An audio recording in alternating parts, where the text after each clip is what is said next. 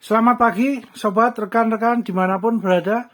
Mudah-mudahan sehat-sehat semua ya sobat. Baik, langsung saja sobat. Kali ini kami berbagi sharing info wawasan tentang measuring tape, meteran gitu sobat, untuk pengaplikasian di berbagai media kerja ya sobat. Sekalian juga kita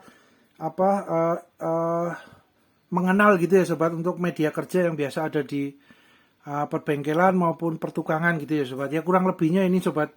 Kebetulan kami adanya ini ya sobat ya, yang biasa kami gunakan untuk proyek-proyek kerjaan kami ya sobat ya. Baik, hal ini juga bukan untuk menyatakan bahwa merek A, produk A lebih baik daripada merek B atau sebaliknya, tidak ya sobat. Karena tiap-tiap peralatan tools equipment tukang dan bengkel mempunyai ciri khas, keunikan plus minus masing-masing sobat, disesuaikan dengan kebutuhan profesional proyek kerjaan atau budget dana yang tersedia sobat. Gitu ya sobat ya. Baik,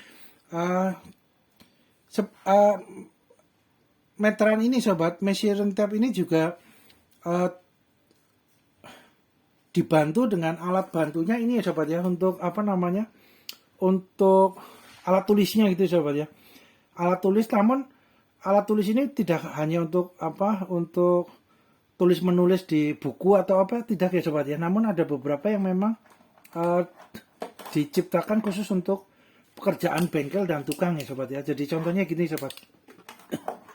Media kerja ini kan banyak ya sobat ya. Ini kami ada besi, ada kayu, ada aluminium, besi aluminium, ada MDF ya sobat ya, plywood tapi yang MDF, biasanya yang paling tertinggi adalah MDF, ada triplek biasa itu.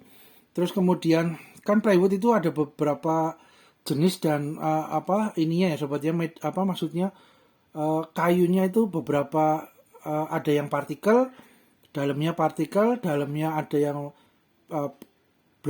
blockboard ya, blockboard saat ini blockboard, jadi dalamnya ada kotak-kotak terus ditutup dengan triplek atas bawahnya, itu blockboard. Kemudian ada yang MDF sobat. MDF lebih padat ya partikelnya, terus benar-benar presisi padat. Itu biasanya yang paling tertinggi dari plywood adalah MDF sobat. Jenisnya macamnya banyak sobat, variasinya juga banyak, harganya juga banyak, monggo disesuaikan dengan kebutuhan ya sobat. Itu terus kemudian ada yang polikarbonat ini ya sobat ya, polikarbonat. Kemudian ada itu sobat plafon PVC ya sobat, seperti Sunda plafon gitu ya, atau ada sekarang banyak variasi yang lain juga, PVC itu. Yang awal-awal biasanya kan kita ketahui yang awal itu Sunda plafon ya sobat ya, itu kami juga udah pernah menggunakan itu ya sobat ya, plafon PVC itu ya. Ini salah satu ini saja sobat, simulasi saja ya sobat. Terus kemudian ada plat strip ya sobat, besi plat strip. Kemudian ada besi hollow, besi bulat yang dari stainless, ada yang hitam, ada juga yang pipa ledeng sobat. Pipa ledeng itu hollow namun besi campuran aluminiumnya agak banyak mungkin ya sobat, karena untuk memperkuat agar tidak mudah korosi, karena kan kerjanya di air gitu ya, ledeng ya sobat, pipa ledeng. Kemudian ada itu sobat list figura yang besar ya sobat ya, untuk figura tapi yang besar, yang ukuran listnya besar, itu yang biasa kami gunakan lah ya sobat ya. Oke, kemudian ini media kerja tambahannya sobat ya, maksudnya alat kerja tambahannya selain meteran ya sobat, measuring tape ya. Ini ada ballpoint, ada pensil, lainnya ada pensil yang pensil 2B. Ini pensil yang khusus biasa buat pertukangan, itu agak besar ya sobat, kotak gini ya sobat, itu biasanya pensilnya itu. Kemudian ada spidol snowman ya sobat, ada yang biasa, ada yang permanen ya sobat, permanen OPM ini ya, snowman OPM permanen biasanya kami gunakan. Nah ini ada juga yang ini sobat, stone pensil sobat. Jadi ini memang batu tapi digunakan untuk sebagai alat penanda ya, alat tulis, alat ukur di pertukangan maupun bengkel sobat. Nah ini seperti ini ya sobat ya, ini alat bantunya sobat, meteran gitu ya, sebagai penanda. Kenapa tip X juga digunakan oleh kami? Biasanya kan ada permukaan yang mungkin licin gitu ya sobat, dengan ballpoint nggak bisa ditandain. Contoh mika itu, oh ya ini ada bahan lagi ya sobat, bahan kerja yang lain yang saat ini lagi ngetren ya sobat, untuk neon box segala macam tapi terbuat dari mika gitu ya sobat. Nah, ini sobat, media kerja mikanya juga ada ya sobat. Contohnya gitu ya sobat ya, itu semuanya permukaannya agak sulit dikasih tanda dengan ballpen, dengan dengan pensil, dengan yang lain. Biasanya sih dengan yang OHP permanen ini, kalau yang permukaan licin bisa sobat, biasanya yang snowman permanen ini bisa. Kalaupun enggak, kita usahakan dengan kita coba dengan tip X gitu ya sobat ya. Itu sobat. Terus kemudian ketika sudah menandai media kerja sobat, tapi ukurannya mungkin mau ditambahin atau mau dikurangin, dan untuk menghilangkan ini snowman permanen maupun ballpoint maupun pensil tukang atau biasanya kami menggunakan ini sobat. Zaman dulu kan ada ya sobat, penghapus yang untuk ballpoint gitu ya sobat. Zaman dulu kan belum banyak tip X gitu ya sobat, waktu era-era zaman dulu gitu ya, mungkin era-era sekolah zaman dulu gitu ya. Itu yang ballpen ini biasanya kami gunakan untuk menghapus menghapus penanda garis yang sudah digaris untuk media kerja apapun ya. Biasanya yang snowman permanen kan agak sulit hilang gitu ya sobat. Itu biasanya dengan penghapus yang untuk ballpen ini hilang sobat, biasanya gitu. Nah itu ya sobat, ini biasa kami gunakan sampai seperti ini ya, karena sering gunakan sobat. Oke, media kerja itu ya sobat, ini meterannya kita gunakan yang 7,5 ya sobat, yang agak besar ya, supaya di kamera agak lebih terlihat lagi ya, karena kami juga sering menggunakan yang 7,5 meter ini sobat. Kebetulan karena media kerja dan space ruang yang biasa carport, kanopi segala macam itu kan biasanya 6 meter kali 4 meter ya kurang lebihnya ya. Itu dengan meteran yang 7,5 kan sekali tarikan pengukuran lebih sudah langsung bisa terjangkau gitu ya sobat ya, biasanya itu sobat. Tapi kalau untuk sobat rekan-rekan biasanya media kerjanya itu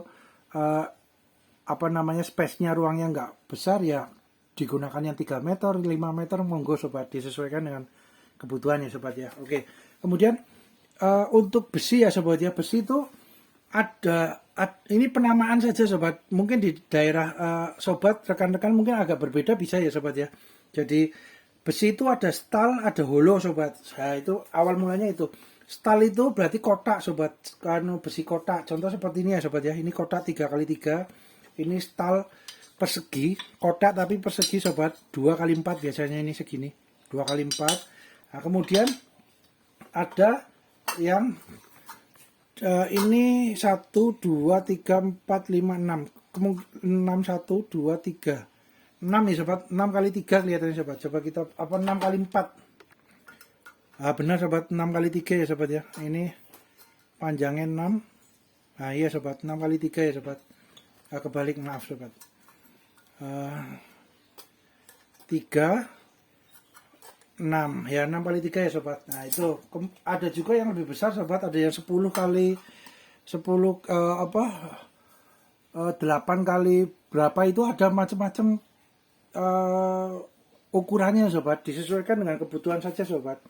Jadi itu kemudian untuk besi itu ada juga yang plat strip sobat. Plat strip itu jadi seperti ini ya sobat ya. Nah ini sobat, plat strip itu modelnya seperti ini. Ini penting juga ya sobat, sering digunakan dan beliau gampang mudah dibentuk sesuai dengan kebutuhan sobat. Biasanya ini penting juga sobat, selalu dibutuhkan ini untuk stok. Kalau nyetok agak banyak juga nggak masalah sobat, sering digunakan biasanya. Plat strip sobat, ini plat strip besi, plat strip. Nah ini seperti ini ya sobat ya. Ini juga ada yang lebih tebal lagi sobat, seperti ini.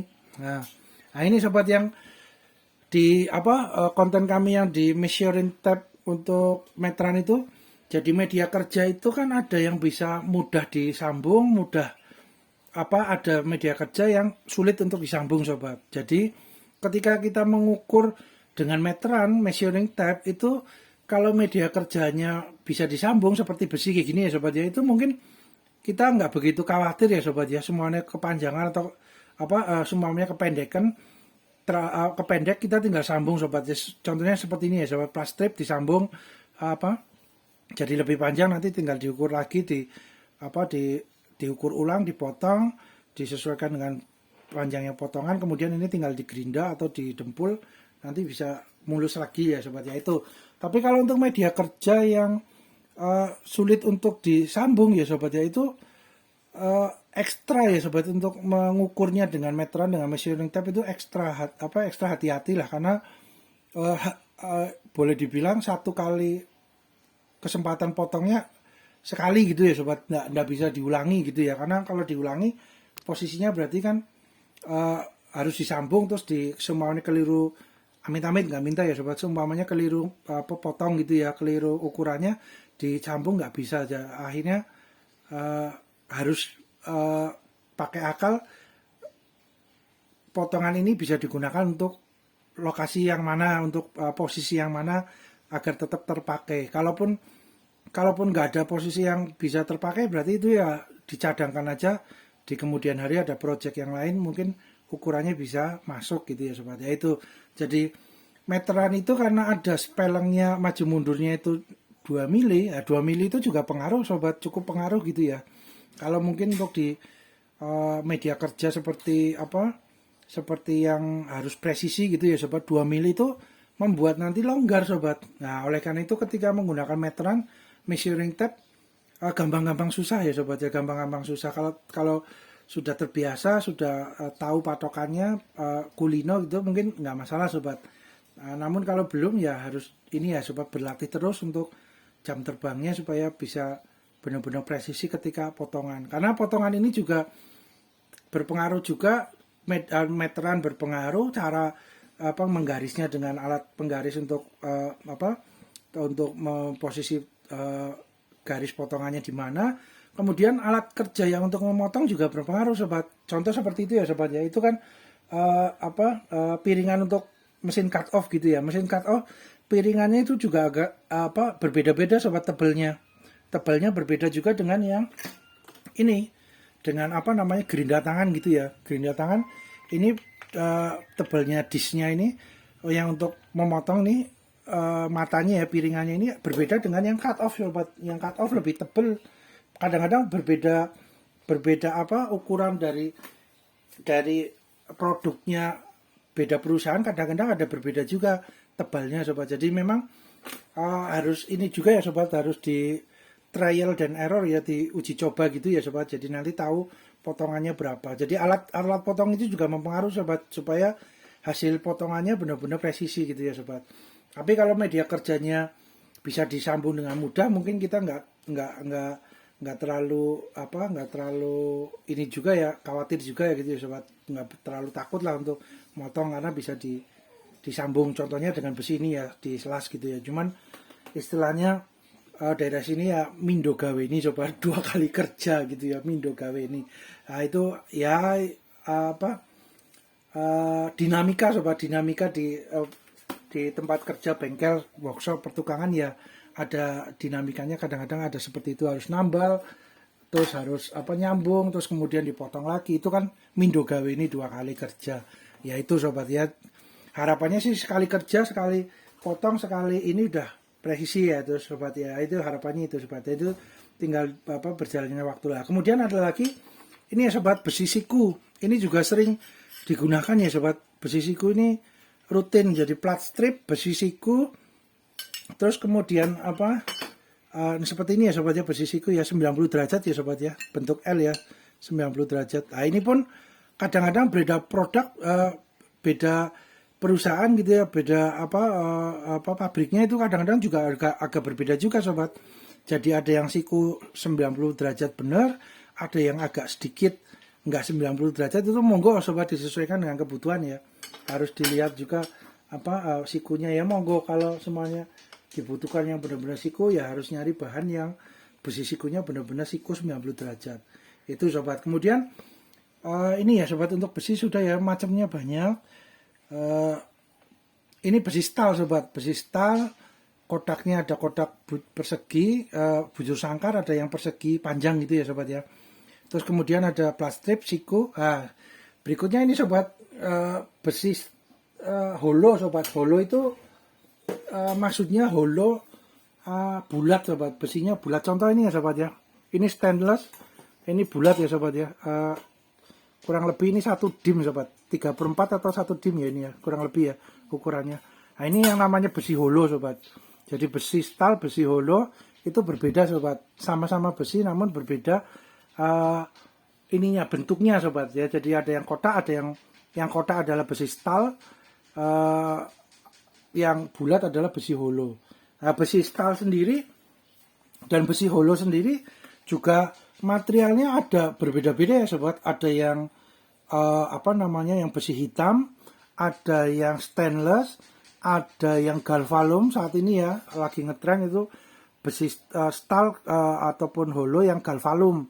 Jadi agak mengkilat ya, kalau besinya agak mengkilat itu ya, permukaannya terus licin gitu ya.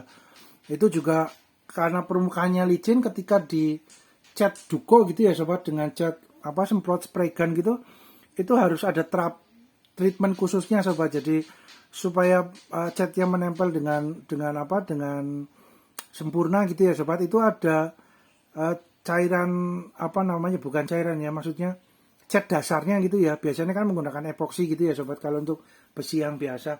Kalau untuk yang besi galvalum, epoksinya ada tipe apa gitu ya sobat. Ada tipe khusus untuk yang besi galvalum. Jadi epoksinya cat dasarnya itu lebih nempel di permukaan yang sehalus galvalum. Nah itu baru setelah itu dengan cat yang biasa. Biasanya kalau dengan cat yang biasa langsung ditimpa tanpa dikasih cat dasar untuk epoksinya itu, yang khusus untuk galvalum, biasanya catnya ini sobat nggak menempel dengan sempurna sobat. Jadi mudah terkelupas juga sobat. Biasanya begitu ya sobat ya. Nah itu galvalum. Jadi besi ada yang galvalum, ada lagi yang berikutnya ya, yang keempat ya sobat ya. Ya ini kurang lebihnya sobat, sepengetahuan kami gitu ya. Ada besi yang pipa ledeng sobat. Ingat ya sobat, zaman dulu kan sudah sebelum ada paralon yang dari PVC itu kan ada pipa, ya mungkin zaman dulu sudah ada, namun zaman dulu biasanya kalau pipa ledeng menggunakan pipa besi ledeng itu ya lah. Pipa ledeng itu kan agak berbeda lagi ya sobat. Jadi besi campuran aluminiumnya mungkin banyak, atau formula yang anti karatnya banyak, aluminium ya terutama itu, sehingga ketika dialiri air nggak mudah korosi ya sobat. Itu pipa ledeng. Nah itu beda lagi sobat. Pipa besi stal hitam, pipa stainless, pipa besi stal hitam, besi stainless, besi galvalum yang lagi ngetren, terus besi ledeng gitu ya. Itu beda-beda semua ya sobat ya. Jadi ya disesuaikan dengan kebutuhan sobat, rekan-rekan mau membuat apa gitu ya, disesuaikan aja sobat. Ini ada yang besi holo, ini yang seperti ini ya sobat. Maksudnya holo itu bulat. Nah ketika di tempat distributor besi itu juga nanti setelah ada pilihan besi stal, kotak, besi bulat, itu ada lagi sobat macam-macam tipe untuk tebalnya itu beda lagi sobat, banyak lagi ya. Ini contoh lagi ya sobat. Ini pipa besi holo, pipa bulat hitam ya sobat, tapi udah dicat finishing cat hitam gitu ya sobat. Ini contoh juga ya sobat. Ini mungkin sekitar setengah dim ya sobat ya. Setengah ini ya, ukurannya setengah dim biasanya. Segini setengah dim. Nah itu nanti ada tebalnya juga berbeda-beda lagi sobat. Ada yang tebalnya 2 mili, ada yang 1,8, ada yang 1,6, ada yang 1,4, ada yang 1,2, ada yang 1 mili, ada yang 0,8. Jadi itu banyak sobat variasinya, variasi dan tipe bentuk macamnya tebalnya itu variasinya banyak sobat. Jadi kadang-kadang memang kalau yang nggak terbiasa belanja di tempat distributor besi gitu ya, atau toko besi yang komplit gitu ya, kadang-kadang bingung sobat. Kadang-kadang bingung karena memang pilihannya banyak. Belum lagi ketika sudah bentuknya, macamnya, variasinya, tebalnya berbeda, beda pabrikan, beda pabrik yang memproduksi, itu juga beda lagi sobat besinya. Nah itu benar-benar kalau belum terbiasa gitu ya sobat, maksudnya belum kulino, biasanya agak bingung sobat, agak membuat ini ya apa, pusing ya sobat, puyeng gitu karena ya itu macamnya banyak, nanti kita jadi apa, ini apa, bingung mau menentukan pilihan yang mana gitu sobat. Jadi kalau kami biasanya sobat, eh, cari yang tapi tergantung juga ya sobat, ini karena memang besi itu kalau terlalu berat, contoh ya sobat ya, plat strip sobat, ini contoh aja sobat, plat strip. Nah ini sobat, ini